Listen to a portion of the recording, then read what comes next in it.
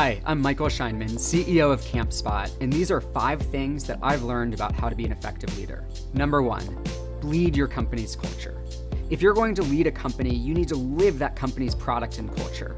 One of the first things I do when I start a new role is I fill out my wardrobe with company merch. At Campspot, I have a different logoed t-shirt for every day of the week. I also think it's critical to actually use your product.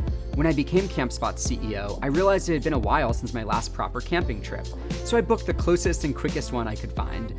It just so happened that it was winter and I live in the Midwest, which is how I came to nearly freeze, but nonetheless had a lovely weekend. Number 2, show up as your human self. I've learned, and I wish I'd learned sooner, that there's a big unlock in team cohesion when they start viewing me as a real person and not just as their boss. So I try to accelerate that moment by sharing as much of me as is appropriate. At Campspot, I write a little blog each Monday called Michael's Musings. Sometimes it's about a big company achievement, sometimes it's about how I think about a particular business challenge, sometimes it's about a recent trip I've taken or a concert I've gone to. I am surprised at how often I get positive feedback from the team about this small gesture. And sometimes I take it a step further. Whenever the team goes out for karaoke, you can guarantee I'm going to treat them to my rendition of Biggie's Juicy. And if someone still is intimidated by me after that experience, I'm all out of options. Number 3, never lose sight of your shared goals. I bring my leadership team together once a quarter to break our annual goals and initiatives into chunks that we want to commit to for the next 3 months.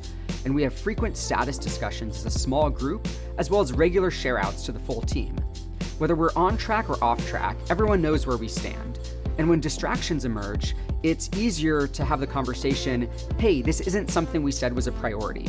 If we're going to shift priorities, that's fine, but we need to discuss what changed that would now lead us to rank this higher than something else. Number 4, know how the sausage is made, meaning deeply understand all the drivers of your business.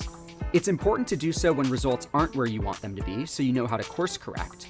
It's equally important when results are where you want them to be, so that you don't veer off track. To optimize any system, you need to understand its components and not let positive outputs convince you that there aren't any negative inputs, or vice versa. And finally, number 5, be a half-glass full leader. We know how yesterday went, but we don't know yet what will happen today, or tomorrow, or the day after that. What happens might be really bad or really good. It seems like the people who expect good things to happen also tend to be better equipped to make good things happen, and I think that's a trait you really need to hone as a leader. And it's not just what you expect to happen, it's what you choose to see. When you're under a lot of stress, it's easy to see things going wrong all around you. And certainly as you grow in your career, things tend to get more stressful. But there are always good things happening too. A successful leader needs to be able to find things that are going right, to celebrate those things, and to make sure others see them as well. So there you have it. Those are my 5 tips for being an effective leader, whether you're in the C-suite or whether you're at any other point in your career. Thanks for listening.